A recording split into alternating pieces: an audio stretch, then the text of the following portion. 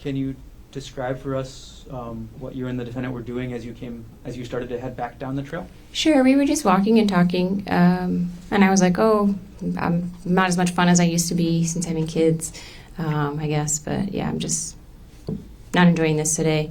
And we were walking down, and there's this big tree, and I was like, oh, I'll climb the tree, you can take my picture up there, and so we did that. Okay. Who took the picture of who in the tree? Yeah, I climbed the tree, I gave Gerhardt my phone and my purse to hold, and I climbed the tree, and he took the picture on my phone. So after you take the picture in this tree, where did you go? And I just climbed back down, back to Gerhardt in the trail. Okay. Once you climbed down from the tree, who had your phone and your purse? Gerhardt still had my phone and purse. Okay. What was in your purse? Well, my phone had with it my ID and credit card, and then the purse had, sunglasses and chapstick, something like that.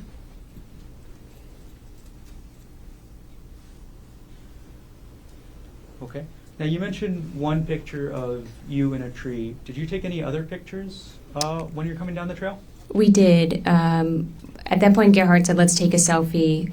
There's like a cliff's edge there, and he's like, let's take a selfie with this view in the background. And so we went and took a picture there as well. Did you take any pictures of the defendant? On the hike up, we were both taking pictures. We were taking Snapchats and pictures.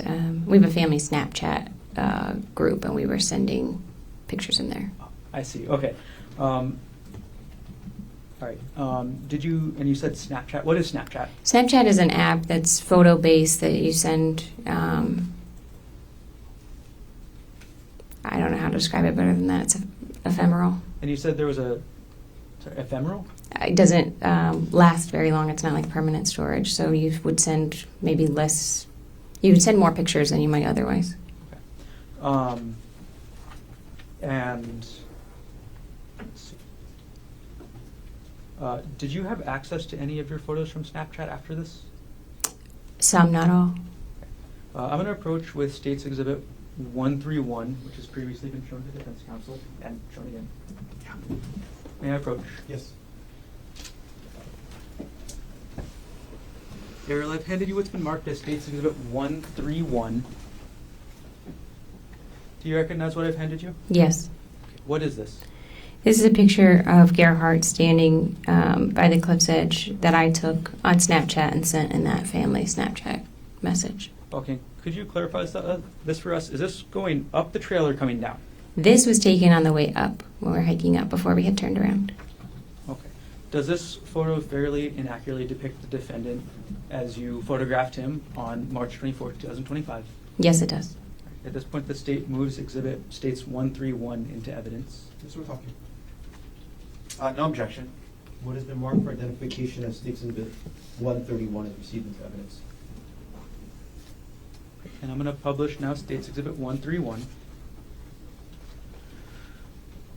Okay.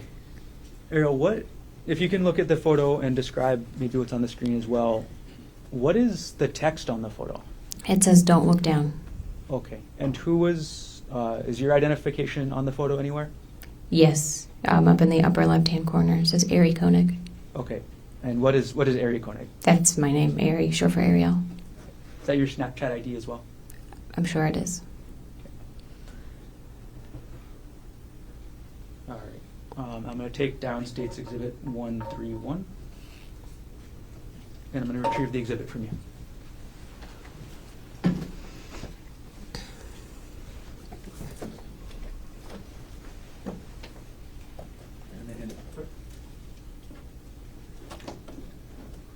Arielle, why did you say don't look down there? It's a very steep cliff behind him. Okay, I want to fast forward in time a little bit to the photos you mentioned later. Sure. So did you take any other photos on the way down? Yes, right at that cliff. When I had come out of the tree and when we had walked to that cliff area, Gerhardt said, let's take a selfie with this as the backdrop. So we would be standing with our backs to the cliff, taking a photo. Before you took that selfie, or before the defendant asked to take that selfie, did you notice anything about the defendant's attention? Yes, he was very aware of where I was, where my feet were, where he was, and where the trail was. I felt like he was often looking at my feet and just very spatially aware of where I was on the trail. Did you ever take that selfie? We did. It wasn't quite as close to the edge as he wanted. I was standing from that photo. You can see there's a pine tree, and I was holding onto a branch of that because I was just uneasy that close to the edge. And we did take a selfie, but I held onto that tree. Okay. Do you still have access to that selfie? I don't. What happened after you took the selfie while you were holding onto the tree? I just asked him to move down the trail a little bit so that I could get past without having to go near the cliff. And then how did the defendant react to that? He was a little like, okay, and then he moved a few paces away. Okay. So after the defendant moved down the trail a few paces away, what did you do?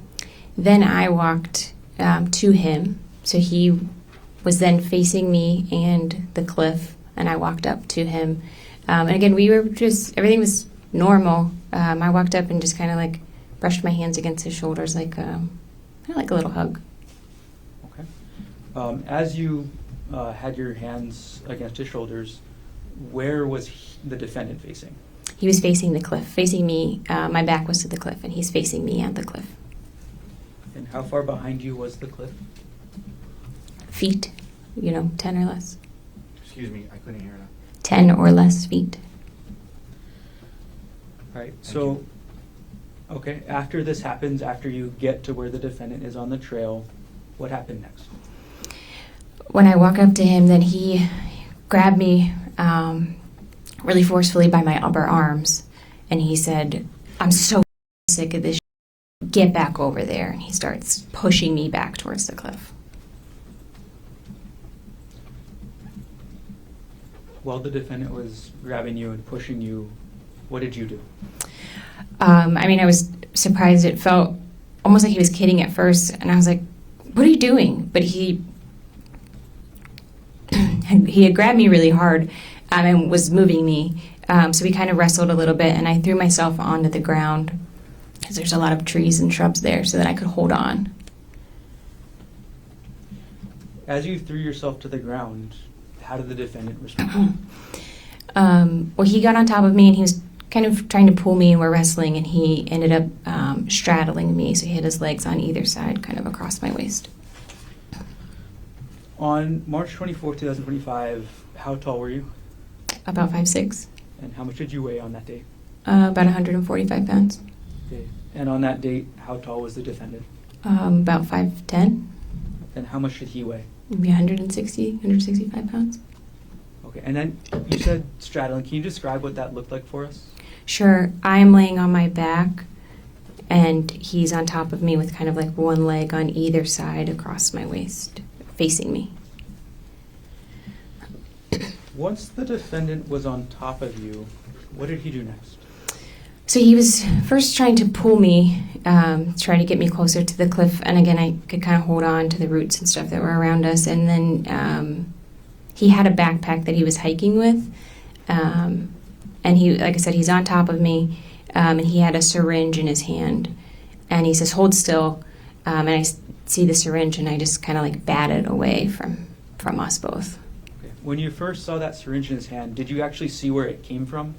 I didn't see where it came from, no.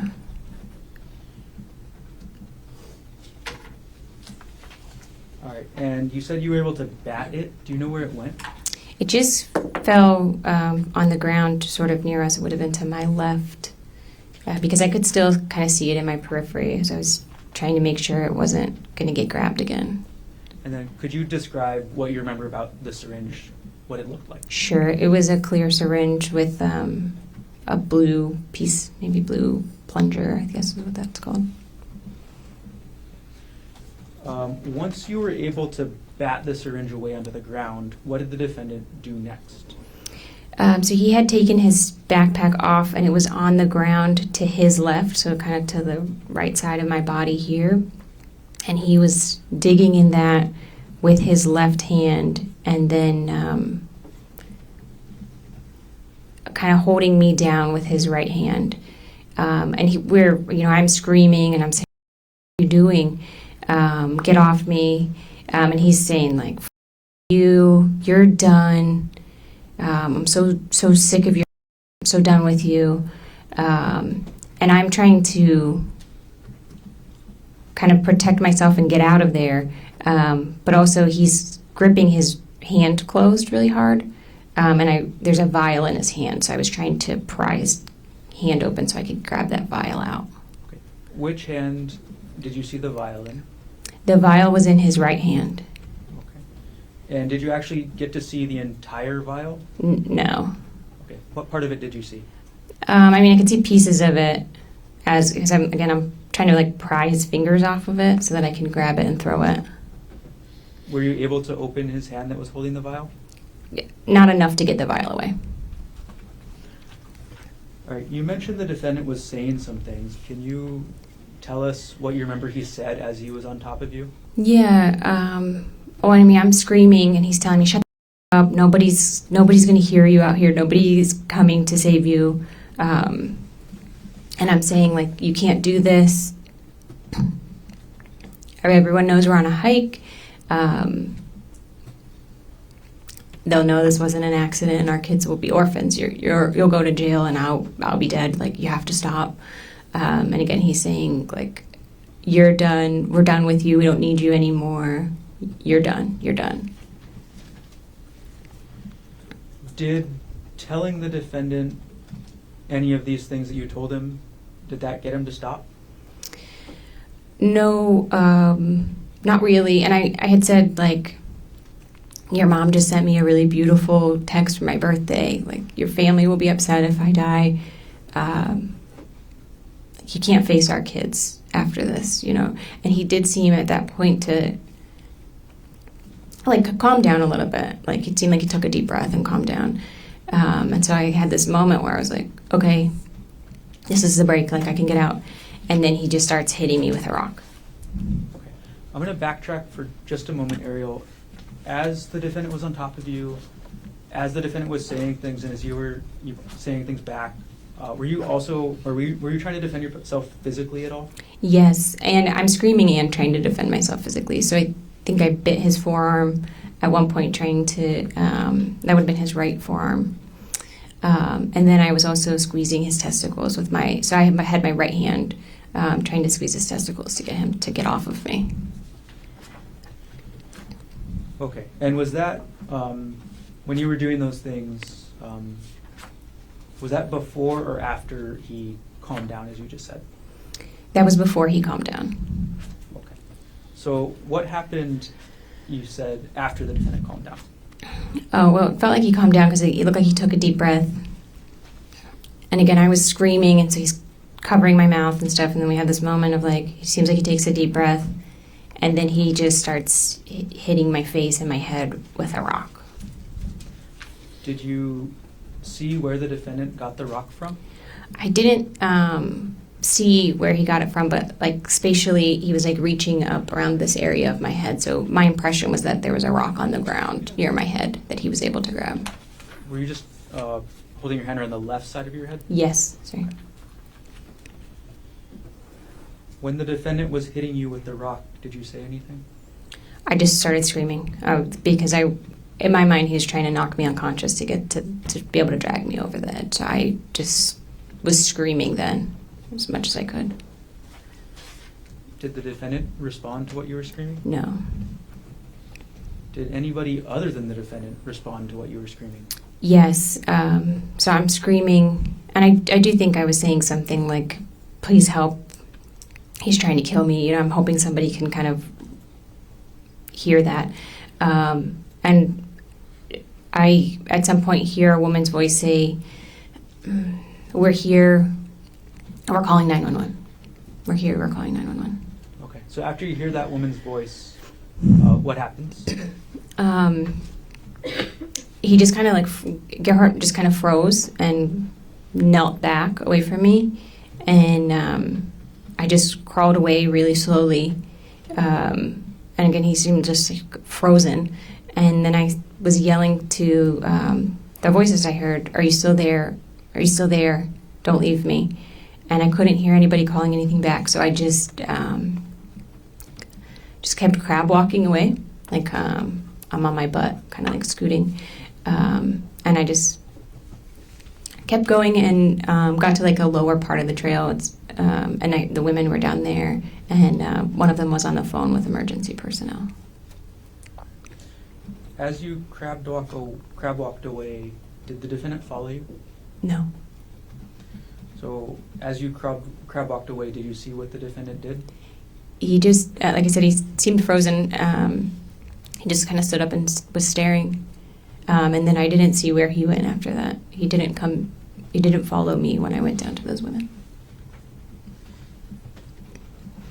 What happened when you got to the two women? When I got to them, we were just trying to figure out how to get out of there as quickly as we could. And so they tried to stand me up to see if we could walk down with me kind of draped over them to get through, but I couldn't stand. Excuse me. That was just like an unstable. So one of them went behind me and was kind of sweeping to make sure he wasn't coming after us, visually scanning to make sure he wasn't coming after us. And then the other one was in front leading us. And one of the women had like a large metal water bottle, and she had that in her hand, and she was like, "This is the only weapon I have." But and then I crab walked or kind of scooted down the whole trail with them on kind of either part to try to keep us safe. After this happened, where was your phone? My phone and my bag were still with Gerhardt. Still with the defendant? Yes. So does that include your purse that you mentioned? Yes.